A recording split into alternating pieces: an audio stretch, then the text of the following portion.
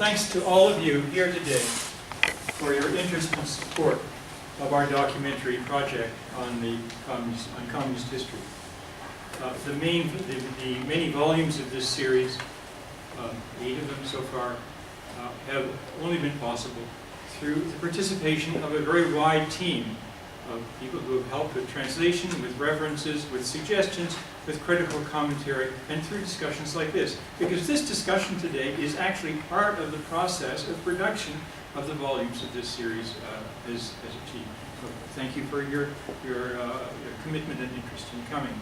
Now, in order to make possible some exchange, I maintain a website, johnriddell.wordpress.com, which prints reviews, comments, and whatever I can find relevant to the work that Mike and I are doing. And you're welcome to go there and see what you find. You'll find a little bit about tar sands pipelines and other things too, but it reflects the many things that we're involved in. Now, just coming into this meeting, I should also say that this Third Congress volume is the last volume that I'm editing. But that is not the end, because very fortunately, Mike Tabor, who helped me with the Third Congress volume and previous volumes, has agreed to assume the editorship of the next effort, which is going to concentrate on 3 major conferences held by the Communist International Executive Committee during the period 1922-23. And we will see what proceeds from there. Now,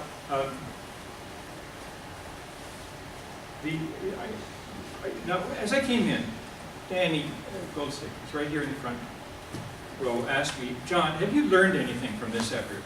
And so I thought about that. Well, you maybe put it in different words, but I thought I would try to answer, anticipating his question, that I would try to answer it. My thinking on the Communist International has changed in this way. That I started out by thinking that pretty much most of the ideas came from Moscow. And that it was basically a story of the interrelationship between the Comintern leadership and the Bolshevik Party and the Soviet state. Now, I think that could be argued in the later period of the Communist International understanding, but it doesn't apply to the period that we're studying here, in my opinion. And that's what I think is demonstrated in various ways, both positive and also negative. You know, that negative in the sense of the futility of thinking that everything could be thought out and directed from Moscow in this volume. So I'm going to rush through 6 examples of this phenomenon as quickly as I can so I don't go over my time. And here we are. The first is this ultra-left pressure that our speakers have spoken of very eloquently, and I have nothing to add on that. Where did it come from? It's often been asserted that it came from something happening in Soviet Russia, that an attempt was made to impose this on the world movement. I would say simply, it's hard to prove a negative, but there's no evidence, including after the opening of the archives. There's still no evidence of this. So I'd like to propose a different explanation, I think more persuasive. That is, it came from the worker rank and file, especially across Europe. And that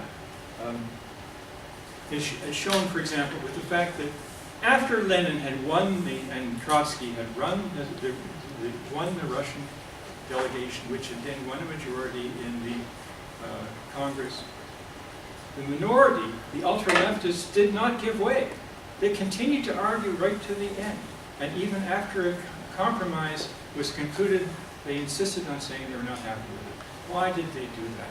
Because of what was going on back home and the feelings of those who had sent them. Okay, you can agree or disagree, but open for discussion. Point 2, that compromise on which it concluded. Lenin said at one point in the Congress, we're not going to compromise on this, but he did compromise, and the compromise was substantial and made several major concessions to the ultra-left feeling there. What do we think of that? Well, Lenin talked to Zetkin of granting the opponents, quote, some crumbs of consolation and letting, quote, the somewhat fatherly leniency prevail. Pardon the patriotic term.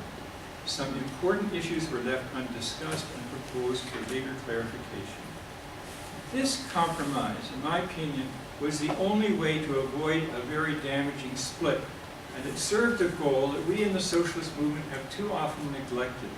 That is to preserve the unity of the revolutionary forces in order on a principled basis, while providing a possibility of continued united experience through which we can convince each other and arrive at some kind of synthesis or resolution of the problems concerned. That was what they were trying to do. Rightly or wrongly, the concept seems to me to be correct. Now I come to Radeka's point about the question of nation in a rather roundabout way. Why was it that the errors of the Comintern Executive Committee, which have been alluded to particularly by David and Paul, why were they not clarified in the Congress? This was a default of leadership responsibility. There's no question about that. Leaders who make errors, including when their subordinates make errors, have to take responsibility for that. The people who sent Bellakun had to take responsibility for what he did. They did not do it. Some historians, like Pierre Brouet, attribute this to a crisis of personnel, the lack of leaders with the stature of Lenin and Trotsky, and the inadequacies of Gregory Zinoviev, the president of the Union. Though something can be said on that, yes. But in my opinion, the problem lay not so much in the personnel as in the definition of their mission, and this is where Radeka's ideas come into play. Once large communist parties emerged, the executive was expected to take tactical and policy decisions which demanded a close knowledge of the national conditions and a familiarity with the given party's background, which of course they could not have. The Comintern provided a good strategic guideline, but its leadership lacked a sure touch on such problems as daily struggle. A few months before the Congress, Zetkin bluntly told Lenin that the executive was trying to reach beyond its grasp. She said, "The executive is much too isolated. It can easily recognize the main lines of development and deduce from them the basic conclusions, but it cannot be possibly survey all the concrete facts that have to be considered to implement these principles." That was the underlying cause of the follies of Bellakun, the failure to understand Zetkin's insight here. Now, I'd like to add that that sounds a little bit like Rosa Luxemburg's influence here.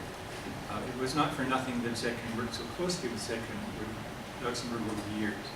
And picking up David's point, there's lots of that, not just on the point he mentioned, but on many, many points.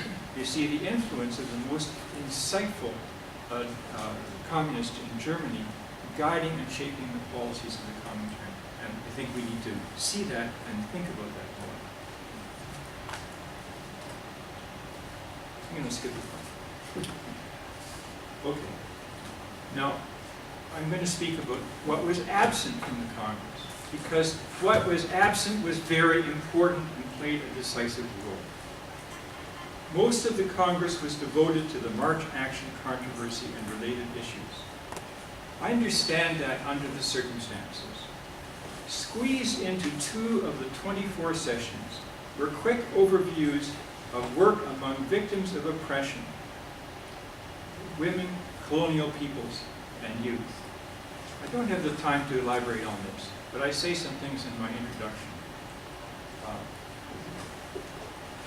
The disrespectful way in which the questions of the colonial revolution were dealt with at the Congress is very troubling to us today. Now, this was contrasted with a very different and a more appropriate approach in the Congress that preceded and the Congress that followed.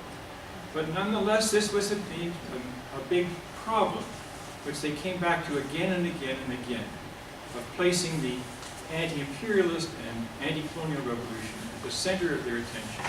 There was a statement of protest by a whole bunch of delegates in the next Congress that reflected the experience in this one. So I just say that's something to think about. And read the very short section on the colonial revolution, and especially the 3 resolutions that came in that were not discussed in the Congress, a resolution from China, one from Iran, one from India, which have not been published before, by the way, which reflect the growing insights of the colonial revolution. also, since Greg spoke of the question, and so did David, of women. The reports on incorporating women into the revolutionary movement were hard-hitting, but their spirit did not extend to the debate as a whole. Several comments on the floor reflected male chauvinist attitudes that were then deeply embedded in the surrounding culture.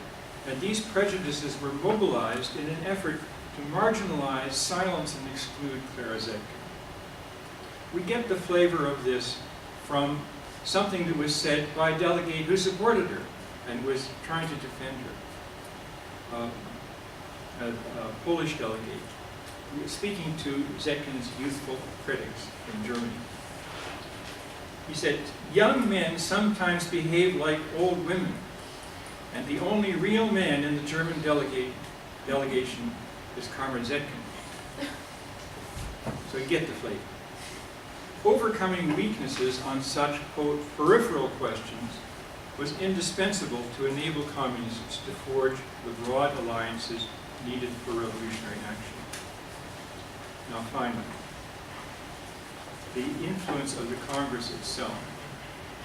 If we read the Congress proceedings from the point of view of a participant, perhaps its most striking feature is that the outcome is not predictable. In that sense, somebody said it, one of the reviewers said, it reads like a novel. You don't know what's going to happen. Well, that's another way of saying that there was a force at work here that was not immediately visible. And what was that force? And I would say, on the basis of the proceedings that we've just published, that extra force was that of the Congress itself. The Congress was a month long, when you can include the preparatory meetings and so on. There are 1,000 pages of proceedings, but there are also letters, statements, protests, counter-protests, commission meetings, which went on for days, corridor discussions. It was said Lenin was so invested in the corridor discussions that he always forgot to eat. And so the comrades arranged a sort of a service, bringing him a bagel now and then, keep him going while he carried on buttonholing the delegates and explaining his point of view. And this had its own dynamic. Now, all the 6 factors that I have mentioned suggests that the influence of the communist ranks in different ways, for better and also for worse, was greater than we might have imagined. And although the social conditions have changed enormously since the Congress, almost a century ago, the considerations that I have mentioned, I think, are very relevant today.